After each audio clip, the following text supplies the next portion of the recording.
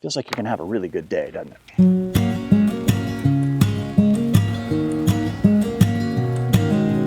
The best arch in all of Utah. It is dinner time out here in the Utah desert, and we are having a feast tonight. It does look good.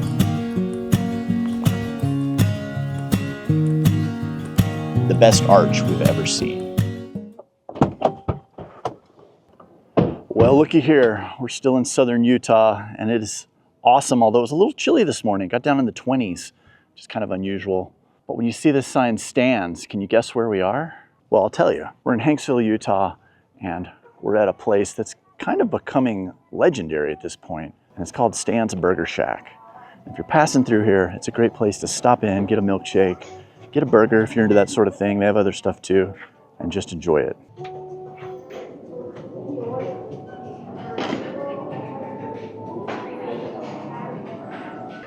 Okay, here it is, a Stan's milkshake. These things are massive. This is a small, and it always comes like bulging over the top. So you've been warned if you come here. You don't need the big one. The small is really good, but this is just the chocolate shake. Really good. Yeah, look at that burger. All right, there it is. Good little stop here at Stan's. Now we're off to go somewhere really cool, possibly the best arch in all of Utah. Let's get out there a little bit more. I'll tell you about it.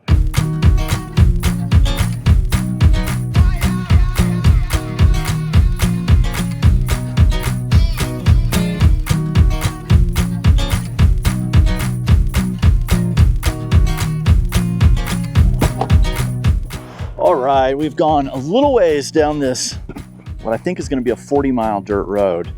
And we didn't know if the washboard is gonna be that bad, but it feels like it is. So I am gonna, you know what? I'm gonna air down. This looks like the type of situation we're airing down more for comfort than anything else, and just to take the harshness out of some of these washboard. So let's take it to 40 in the back, 30 in the front.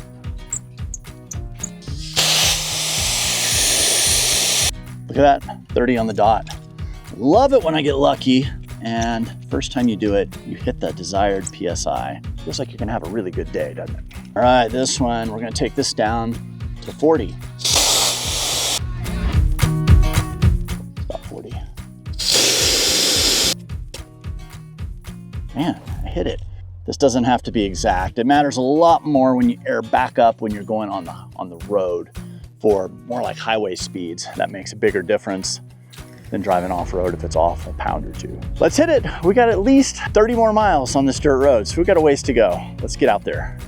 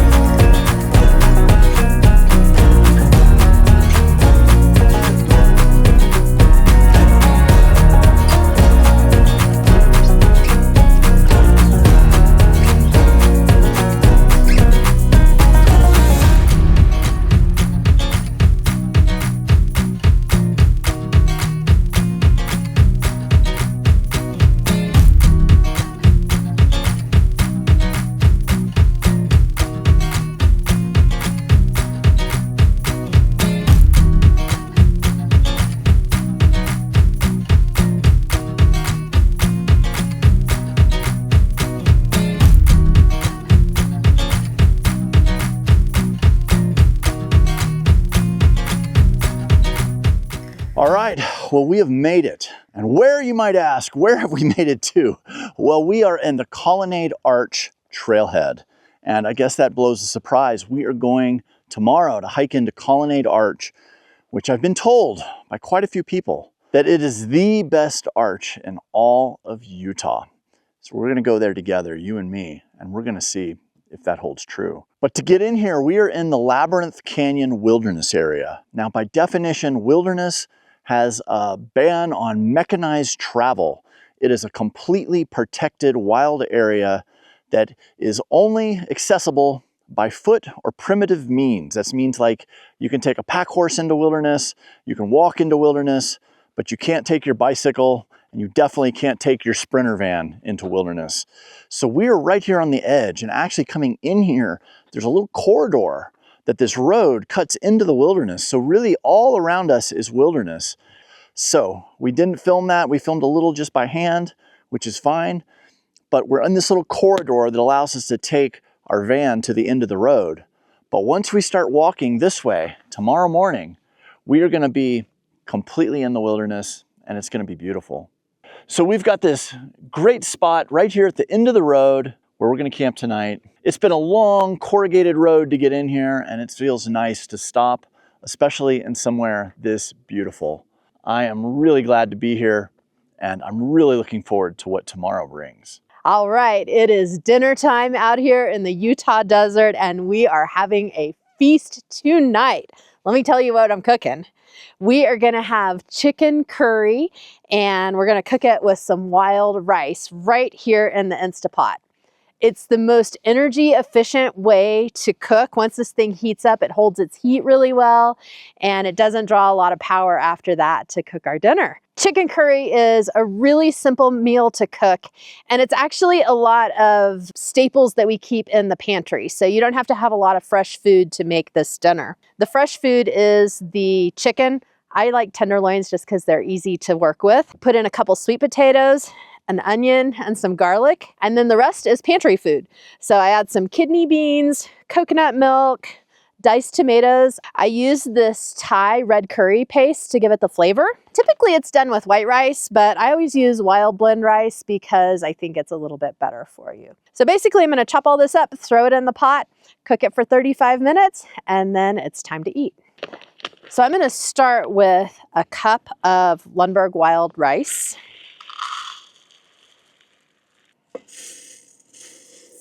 I'm gonna use 2.5 cups of water. 1 cup of water is to pressurize the Instapot, and 1.5 cups of water is to plump and hydrate the rice. Next up is the chicken. I put that on top of the rice just to give it as much flavor as I can.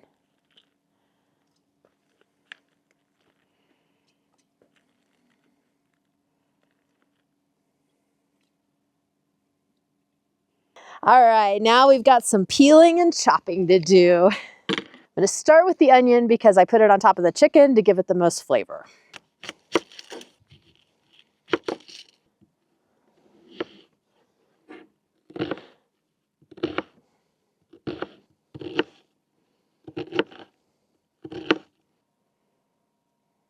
All right, into the pot it goes.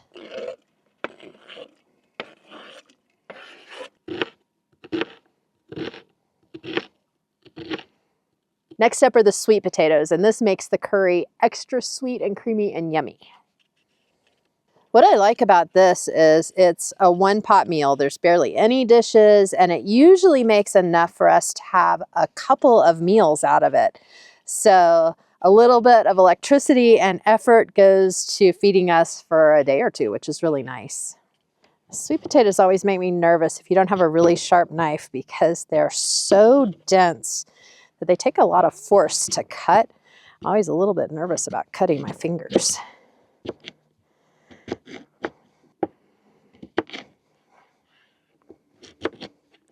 don't have to be precise, just however you feel like cutting them.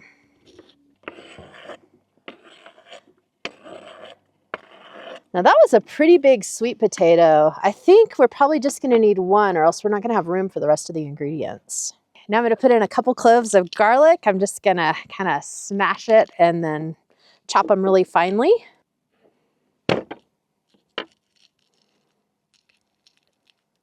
I'm just gonna chop these up. Again, they don't have to be perfect, just enough to spread them out in the dish and give it lots of good flavor.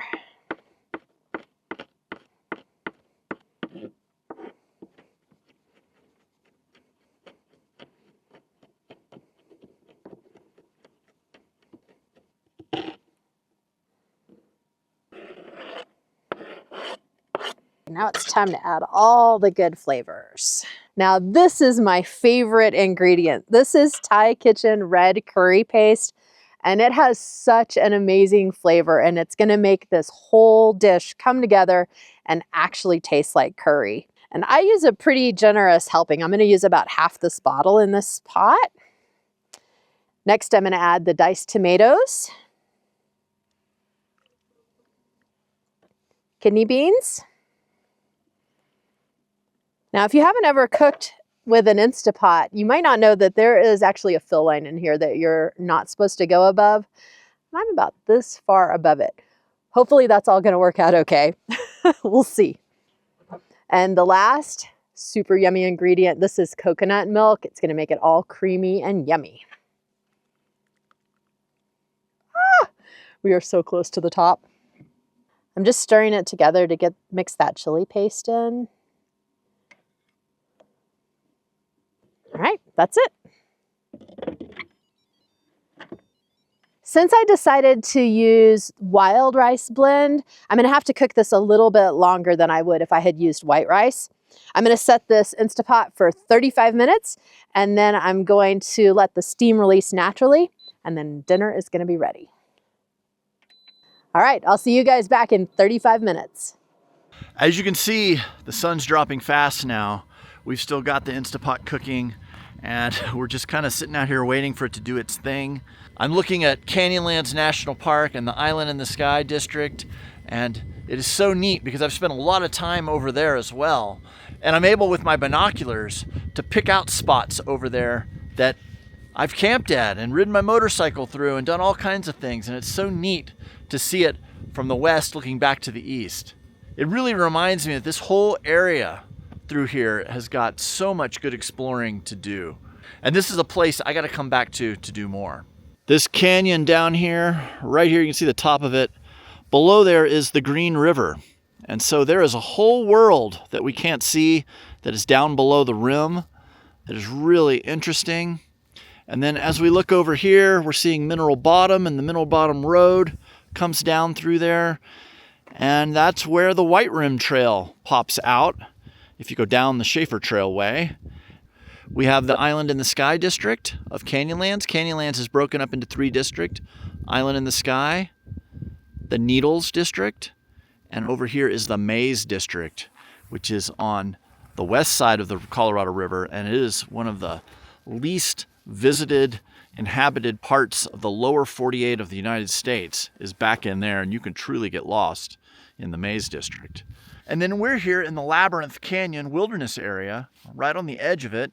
This is a really amazing, rich area to explore in the van. I would love to come in here with our 4Runner or on my motorcycle and explore this place more and get into some of these harder to reach areas.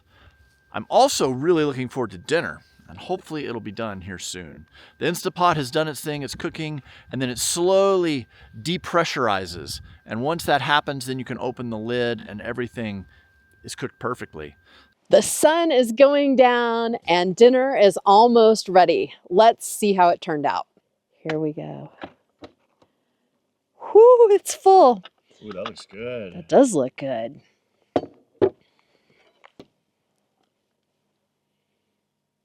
All right, let's eat. Wow, what a perfect day. Thank you. The curry is awesome. It's really the perfect timing. We just had a beautiful sunset. It's set now, but we're looking out still over Canyonlands, having this awesome fire here. It's definitely taken the chill off of this evening. And tomorrow we hike. We go somewhere that we've never been before and somewhere that promises to maybe be the best arch we've ever seen. So that's it for tonight, guys. We're gonna hang out here around the fire, enjoy the evening, and we'll see you guys first thing in the morning. Good morning, Labyrinth Canyon.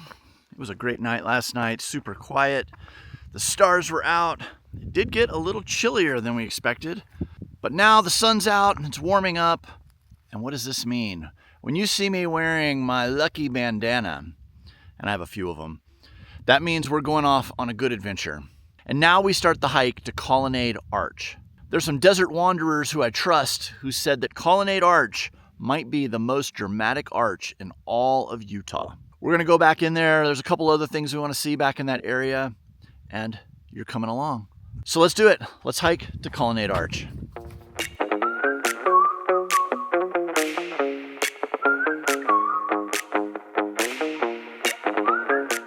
All right, this hike starts out on some Slickrock slabs, and we're following cairns to mark the trail. If you don't know what a cairn is, it's basically a pile of rocks that lets a trail be marked when there's no way to mark it, you know, such as on these Slickrock slabs that are just smooth as concrete. And we've also got our GPS maps. We've got a fun new device from Garmin I want to show you here in a little bit. Between all of that, hopefully, we're gonna be able to find the arch.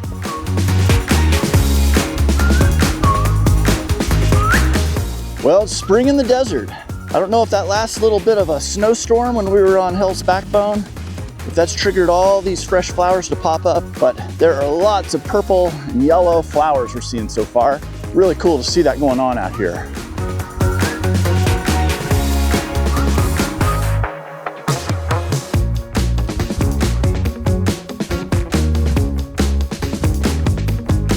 Look at this view.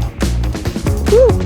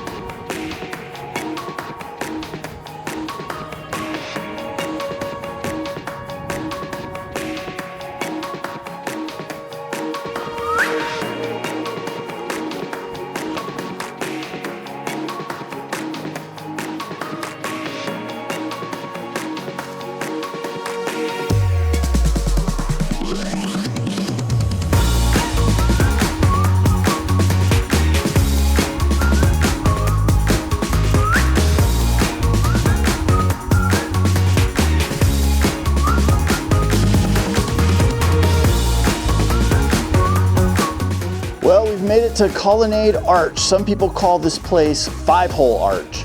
It is really dramatic because there's 5 arches here, or 5 holes. But whatever you want to call it, I call it amazing, and I'm so glad to be here. This is going to be a great place for us to hang out, eat some lunch, and just take this place in. This is really cool. All right, we have made it here to Colonnade Arch. What a place. And you know, from a previous video, you guys have asked, what do you guys carry on an adventure like this? What do you guys have? You know, sometimes we don't even have backpacks. It's like, what do you have in your pockets? What do you bring with you? On a trip like this, we do have our day packs with us. So we thought it'd be fun just to unload them and show you what we have. So I'm gonna let Kathy go first, and she's gonna empty out her pack for you right here. Let me show you what I brought in my pack with me. First of all, I brought my trekking poles because you never know when you're gonna need those. Turns out I didn't need them on this hike, but I keep it pretty minimal. These are salted almonds.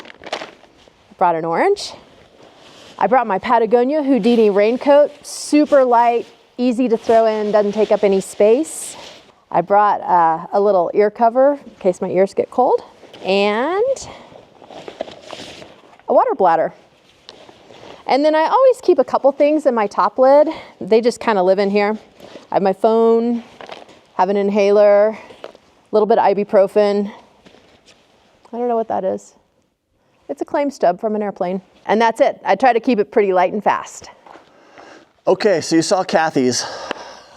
Let's jump into mine here. Okay, I don't even know where to start. Let's start with what even's not even in my pack. The first thing I like to carry is a pocket knife. I always have a knife in my pocket. This is a $10 Ozark Trails Walmart knife that is a knockoff of a Benchmade bug out. Why don't I have a nicer knife? I actually own a Benchmade, but I always carry this one because it's $10 and it cuts open cardboard boxes and does what I need it to do really well. And it's $10, so if I lose it, I can easily get another one. Now on the other side of my pockets, I carry a Surefire Stiletto Pro. This is a super powerful flashlight. I find I use a flashlight often in the daytime, looking at things on the van, or heck, there was a hole over there I wanted to look in, see if there's an animal in it. I'll pop this out and use it, but being in these wild, remote places like we often are, it is like critical to have a flashlight handy. So one always lives in my left pocket. Then let's see, my phone always lives in my other pocket. Right now, I have the case to that camera that we're filming on, which is a DJI Osmo Pocket 3. I'll insert a clip of what that looks like right now. And then I have my lens cap, which is actually for this camera. I tend to pull the lens cap off, stick it in my pocket, and then while I'm out shooting, I can just pick it up and shoot.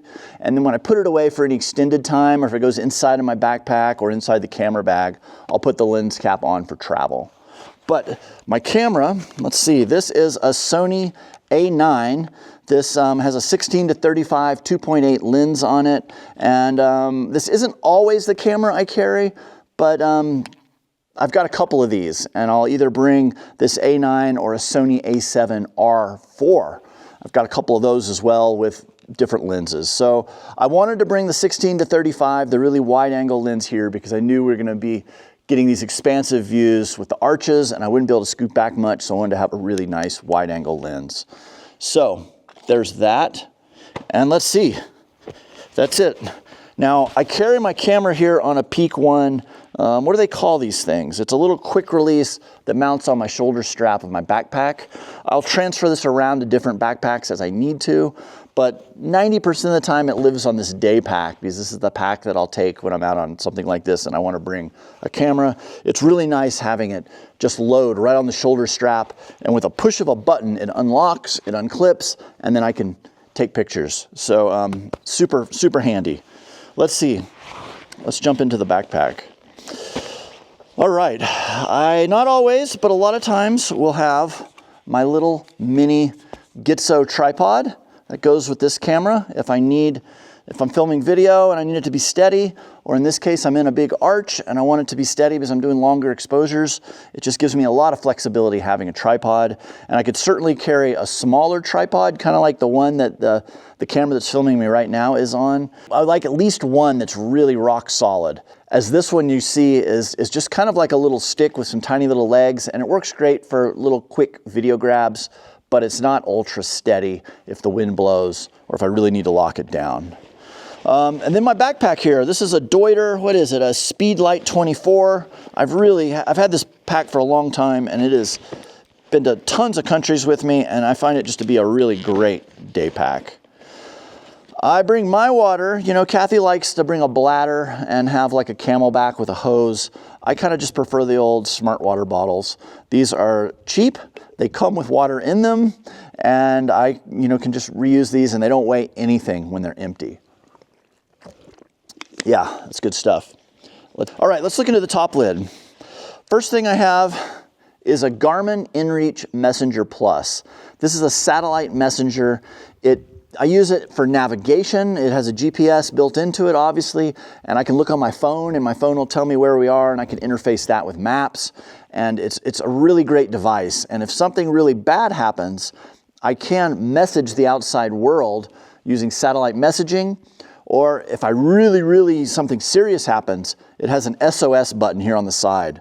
I pull this little protective cover back, and there's a button under there.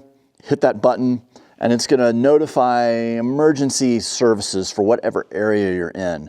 In this case, that's probably gonna be the sheriff's department, maybe the BLM office, maybe some kind of local rescue team, and they're gonna then investigate this and come out here and help you in whatever way they need. The nice thing about having these modern satellite messengers is they can actually send me a message and say, hey, we got your message, we know where you are, help is coming. What the heck is going on? Did you twist your ankle? Do you have a hangnail? Did you have a heart attack? And they can basically tailor the response to what you need based off of that information. Rather than them just sending in the helicopter right away, it's good to say, oh yeah, you know, my battery on my truck died and I can't get my truck started and I need help, versus, you know, some life-threatening where they send in a medevac flight. So these devices are critical for any of us that are in these really wild and remote places where we don't have cell service and we have no way else to contact the outside world. This just lets everything seem a little closer to our fingertips when we need it. It's also good if I just need to tell Kathy I'm running late, I'm on a hike, maybe I went off on a side tangent. I can let people know what's going on with me with these, and there's no surprises. So this is a great thing to have in your pack. Let's see, I've got my Insta360 X4. This is a 360 camera. You'll see a lot of footage with it. In fact, I'm gonna put in a little clip right now of me wandering around with that, so you can see what that looks like. I've got my good old trusty Goal Zero battery here. This is just a little USB powered battery pack. It allows me to top off any of these devices that I need to. A lot of times I use this in conjunction with my phone.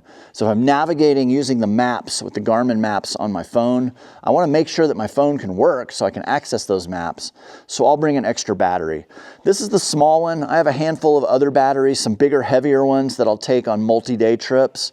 But this little battery is great, and it gives me a lot of flexibility. And going with that, I have a cord here off of Amazon that is one cord that goes in a USB-A here on the battery, and then it gives me 4 outputs. So I've got an iPhone plug, I've got a USB-C, and I've got a USB mini, and then a second iPhone plug. So with this, I can charge any of these devices no matter what type of plug it needs. And I find that's just nice, clean, and small and light. Let's see, keep digging. This is the gold. All right, so I got a little Ziploc baggie here with toilet paper. Gotta have that, that is worth everything. And a lighter.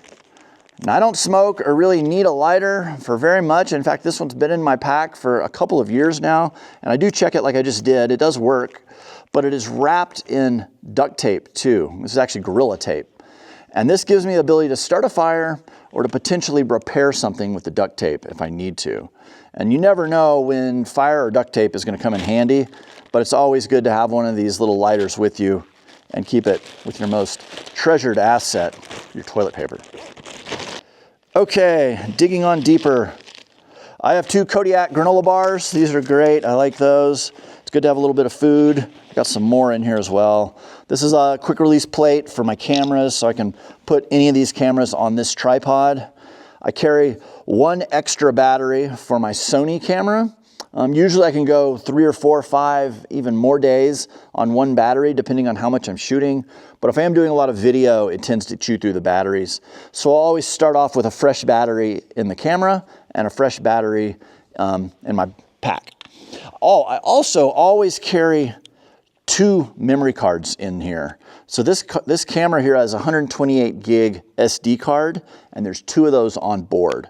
So unless I'm going on a really long trip, I feel like the dual 228 gig cards is more than enough to get me through a trip. I've never really ran out on that on a day trip. All right, let's dig into the main compartment. As Kathy said, I am going to have more stuff than she does. This is my boom pole that goes with the Insta360 camera. I carry 2 of these. I've got a shorter one and a longer one. This one goes 3 meters, so it's pretty long. And put that where it's not going to roll away. I love having some sort of optics. And when I say optics, I mean either a binocular or a monocular. This is a Vortex Solo 8x36 monocular. So I can pop this thing out and I can get a good view of any of these canyons or looking for trails or whatever it is off in the distance. And this is a really small trim package that I can carry and just have it. I take this in my kayak. I bring this in a lot of places. A lot of times I will bring the real binoculars because there's nothing better than having full binoculars. You know, it's just a better viewing experience. But if you're on a hike like this where you don't really know what you're going to want to look at, it's just nice to have these little monocular on board. Then I have another granola bar and an orange. I'm gonna eat that here in just a minute. Okay, what is this? These are my Shocks earphones. So these go on, they're kind of an open ear design. They're, what do they call them? Bone conducting technology. That sounds really crazy. But basically they're headphones that I can wear. I can listen to music or a podcast, and the battery lasts a long time. And the thing I really like about them is they don't cover up my ear. So I can still hear what's going on around me. I can hear if somebody's yelling at me or a car's coming up behind me, but I can also be listening to whatever I want. So if Kathy has to go back to the van before I do and I keep hiking, a lot of times I'll put these in and I'll listen to a podcast or something while I'm hiking, and it's really nice. So they just live in this little bag, and I've got them if I need them. Let's see, what else is in here? So today I knew it was going to be nice, and I threw in just this Patagonia puffy vest. I figure I'll throw that over this sweatshirt that I'm wearing, this hoodie. Oh, by the way, this is our Famagogo hoodie. These are available on our merch store. I'm going to put a link right here, and check it out. We've got all kinds of cool things on our merch store. Famagogo branded. They're designs that Kathy has designed. Some of them are based off of one of my photographs, and then she takes them and turns them into more of a graphic image, and then some of them she's made from scratch. Go on our store and check it out. All right, let's keep digging in here. We're getting towards the bottom, I promise. The next thing I have is like what Kathy had. This is a Patagonia Houdini jacket. This is a little windproof, not fully rainproof, but sprinkle-proof jacket that, boy, you get out here on a cold, windy day, and throwing this over whatever you wear, it just cuts through the wind and gives you that extra layer of protection. It has a nice hood. It folds up into nothing. I think this thing must weigh ounces, and I love it because it folds into its own little pocket, and it's just super easy to just always have one of these in your bag. Layer this up with this hoodie, this synthetic vest, and then put that over the top, and you're pretty good for a lot of day hiking conditions. Now, if I was going further in the backcountry, I would not be wearing a hoodie that's made out of cotton. I would be wearing more synthetic or fleece or something, but this is a pretty casual hike, so I decided the hoodie was going to be really comfortable. All right, in my bag here, I always carry a little small medical kit. This is by Adventure Medical Kits. It's just a tiny little watertight kit. It comes in this really heavy-duty plastic that's sealed up, and it's meant to be waterproof. So I usually have one of those in there. Last thing, really important, a wag bag. I generically call all these things wag bags just because that's how I was first introduced to them. Basically, this is a little poo kit. This gives you a bag that you can poop into, and then you can roll it up, and then you put it in another bag that seals it all up and allows you to pack your poop out of these places. You know, nothing is going to get us kicked out of these places, or at least require a chaperone when we visit these places, as if the managers of these public lands find human feces in places it shouldn't be. So if we all carry these little kits, we can pack our poop out of here, keep access, and stay on good terms with the people who control this. So pack out your poop. It's really good, you know, and a lot of places people say dig a cat hole. Cat holes are fine in a lot of environments, but in the desert, poop and especially toilet paper will not break down for years and years and years. So it's really important that we clean up after ourselves and keep this place better than how we found it. All right, there it is. My pack is empty. That's what I carry in my pack. What do you guys think? Is there something I'm missing? If there is, please leave it down below in the comments. I would love to hear if you guys had a recommendation. Maybe there's something I have here that you're like, oh, I know a better one than the one he has. Let me know that too. I'd love to hear that. I am kind of a gearhead. So let me know anything that you guys like and have used and are happy with. I'd love to hear about that as well. Oh, one last thing, my lucky bandana. There's a million uses for a bandana, and I usually on bigger trips will always have one tied around my neck, but it's a great thing to bring along. And I think that's it. Other than the stuff I'm wearing, that's what I have in my pack and on my EDC and my pockets. And I hope that answers some of your questions.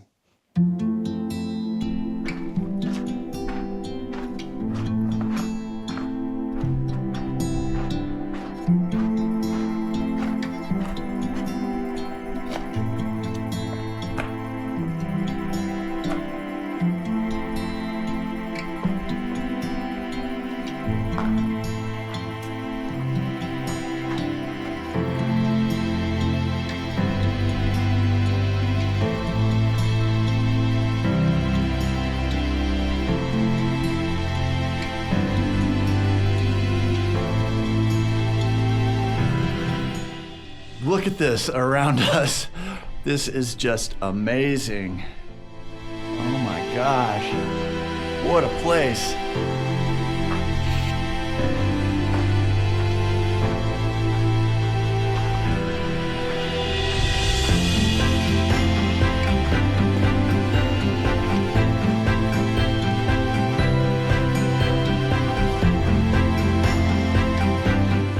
About time for us to head back towards the van, but we have one more stop if we can actually find it.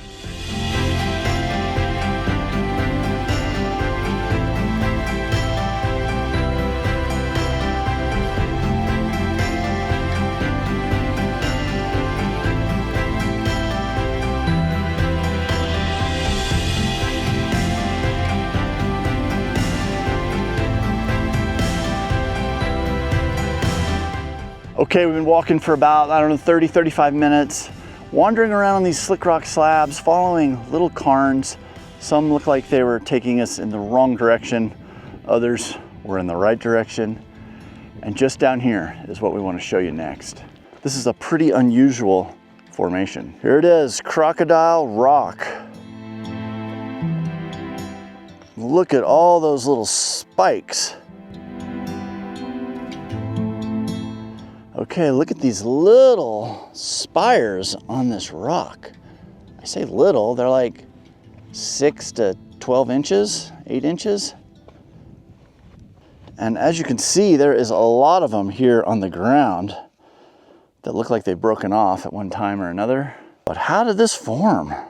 Very strange. It is very unusual compared to all the other Slickrock slabs around here to have these little spires sticking up like a pincushion. Gotta say, it's pretty cool though. Just wanna remind you guys, if you come here, this is a put your hands in your pockets kind of place. Let's not touch it and put any stress on these things. A good tip is treat this like you would a real crocodile. Give it some space, look with your eyes, and enjoy it. All right, this is a pretty good stop. Let's see if we can find our way back to the van now.